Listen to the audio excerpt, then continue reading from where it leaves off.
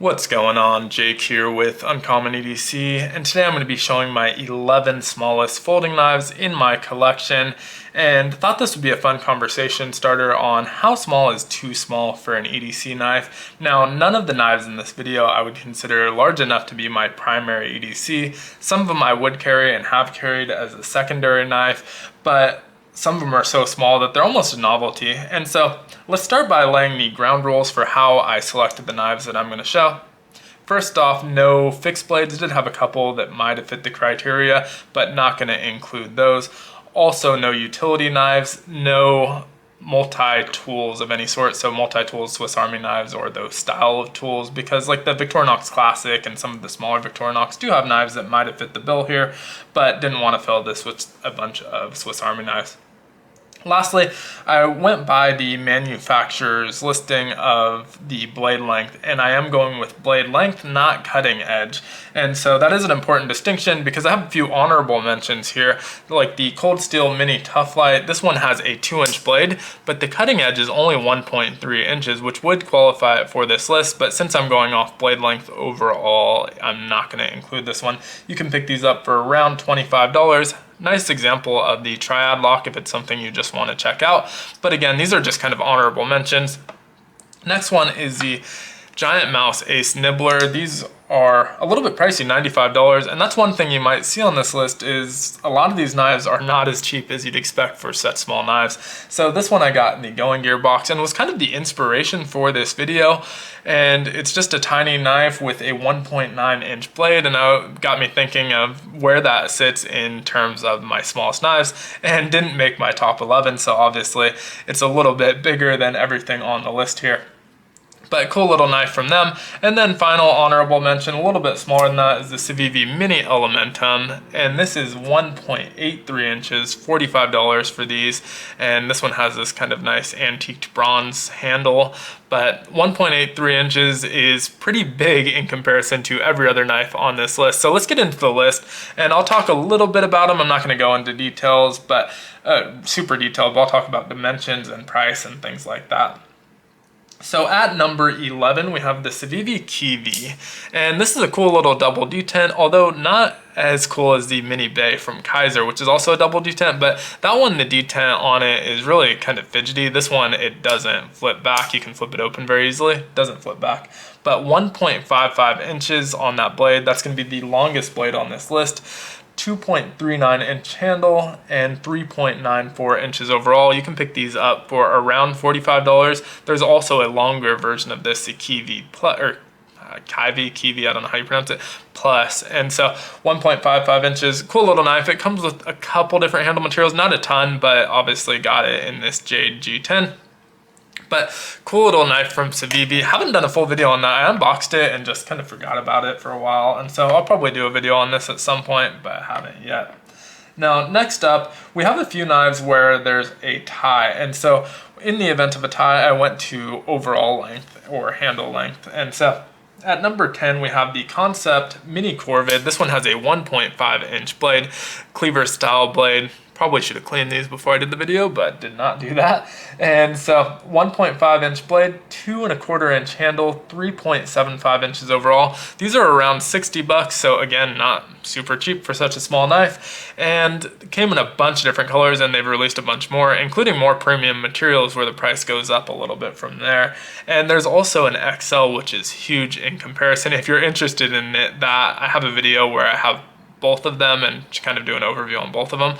And so both kind of novelty knives, one super small, one super huge, and so neither are really great as a primary EDC. But that is the same size as the next blade on our list, the Wesson Microblade. And this also happens to be the most expensive knife on our list. This is the same exact dimension. So 1.5 inch blade, 2.25 inch handle, 3.75 inches overall. And so since they were the same exact dimensions, I just went to the next kind of measurement, which is weight. This one's a little bit lighter, and so went with this. Now this is a collaboration with Glider, so you have this really cool pattern on it and the matching bead. And this one's gonna run around $110 when it was still available. The regular version though is still available, and you can pick that up for around $75. So Not quite as much as that giant mouse, but this version was a little bit over $100, and so that makes it the most expensive. Really cool looking knife though, love the color on it and the pattern's just a lot of fun. Big fan of Glider, big fan of Wesson, so was a fun collaboration, but definitely not sure you need to spend $110 on these unless it speaks to you like it did for me.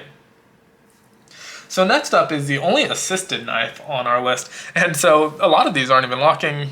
These last two were, but a lot of the knives on this list don't lock. This is actually an assisted and locked. This is the Rough Rider Angry Watermelon. Have 4 different variations. There's like a blueberry and a tadpole and a like Angry Bee or something like that. I forget the name of it, but they're all the same dimension, so only included one on the list. This is 1.5 inch blade. It does have a shorter handle, 2 inches, and 3.5 inches overall, so about a 1/4 inch smaller than the last two. And these are the first real budget option. I guess the Civi V Kiwi is this kind of budget, but this is $12, so in a kind of territory of its own so far on the list. Really fun one. This one has the Angry Watermelon on the blade, the coated blade, but you can get them without that as well. The original Tadpole didn't have that. It just was affectionately named the Angry Watermelon after Big Red EDC's channel. He held it there. And so next up on the list, we're just crossing over that threshold of under 1.5 inches. So everything else is under 1.5 inches. We're at number 7 on the list, so still a ways to go. 1.375 inches on this blade. This is the Surge Knife Keychain Production Slip Joint. There's not really a model name. It's kind of a weird name, if you ask me. A little bit longer than the other knives so far, but the blade length is shorter, and so that's what matters here. 1.375 inches on that blade, 2.5 inches on the handle, 4 inches overall. So really cool little slip joint, and we're gonna be getting into slip joint territory for a little bit here before we get back to locking knives. And so really cool knife. This one was around $50 when it was available, a Blade HQ exclusive, I believe. They had probably 5 or 6 different colors of that G10. Really cool little knife. Really happy I picked that one up. I love Serge Panchenko's design, and not the last Surge knife you're gonna see on this list either. So next up we have a more common brand that people will be aware of, I guess, is the Spyderco Bug. And this one is 1.31 inches, really tiny little slip joint from Spyderco. It still has that signature Spidey hole. This is 1.31 inch blade. I think this is the smallest knife Spyderco makes. I'm not positive. If I find a smaller one, I'll probably pick it up. I enjoy these little tiny knives, even though they're not quite as useful. They're great little package openers though.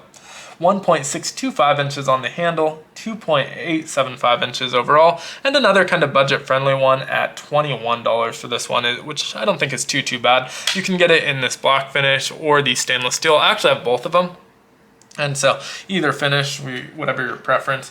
Now, this one's kind of a classic. The Opinel number 2 comes in at number 5. This is a number 2 keychain. I don't actually know if it's the same as the number 2 non-keychain, but absolutely tiny knife. 1.25 inches on the blade, 1.875 inches overall, 3.125 inches, or I'm sorry, the last dimension, the 1.875 was the handle, 3.125 inches overall. And these are only $10, really cheap.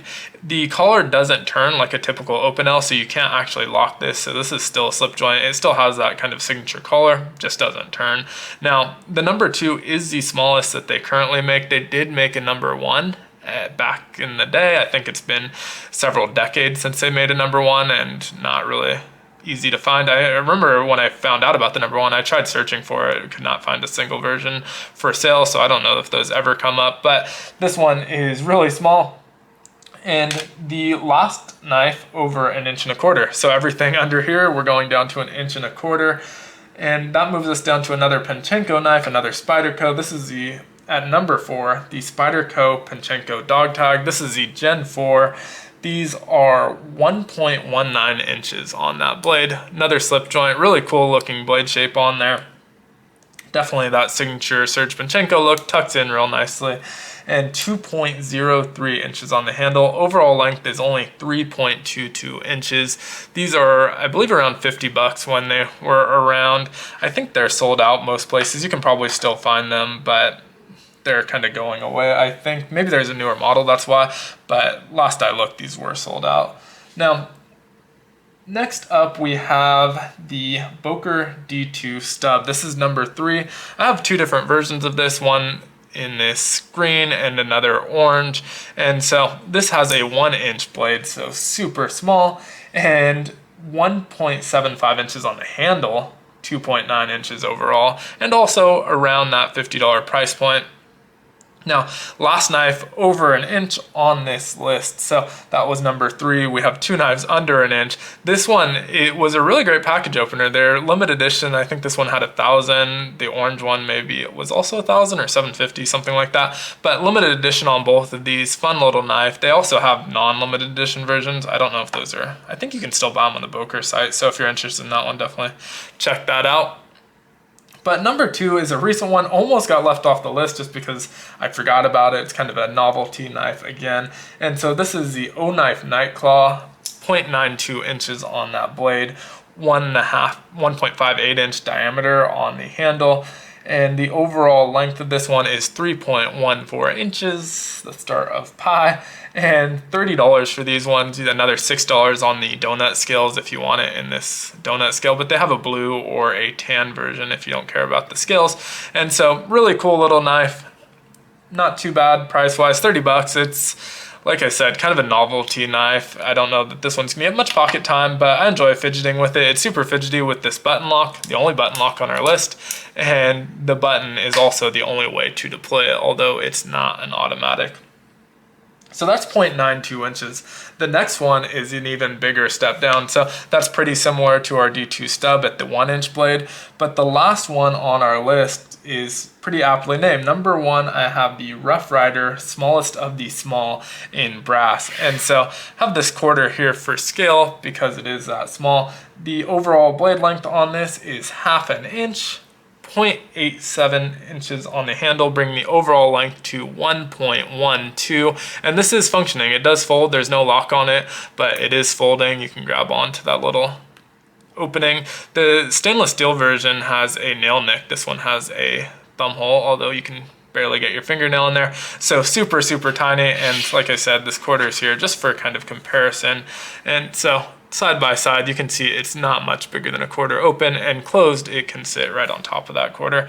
And so those are the 11 smallest knives in my collection. Let me know in the comments if you have anything smaller or even in this range. Like I said, I've always been kind of fascinated with small knives for whatever reason. I have tons of non-small knives in my collection as well, but love carrying these types of things as secondary knives in that coin pocket, and they're just fun to fidget with. They're interesting and unique. It's definitely a feat of engineering in some cases. It's much harder to create high quality knives at these tiny, tiny tolerances. And so they're definitely fun. There's a lot of variety here. As you can see, we have different locks, different deployment methods. We've got flippers, slip joints, button locks, liner locks. And so just a lot of fun in this collection overall. But let me know what you think, which one was your favorite, and if you carry any knives in this kind of size range. Like I said, definitely interested in picking up more. They're fun and sometimes can be cheap. As I showed, some of them can be pretty pricey for the price range, so that's not always the case. And then also just the original question on how small is too small for a primary EDC knife. For me, I think that number is probably 2.5 inches. Anything under that is probably too small. I'd prefer closer to 3 inches, but 2.5 inches is probably my cutoff, where if I'm carrying anything smaller than that, it's probably going to be my secondary knife for the day. But thanks so much for watching. Let me know what you think of the collection in the comments. As always, be sure to like, subscribe, and hit the notification button. And I hope you have a great one. Take care.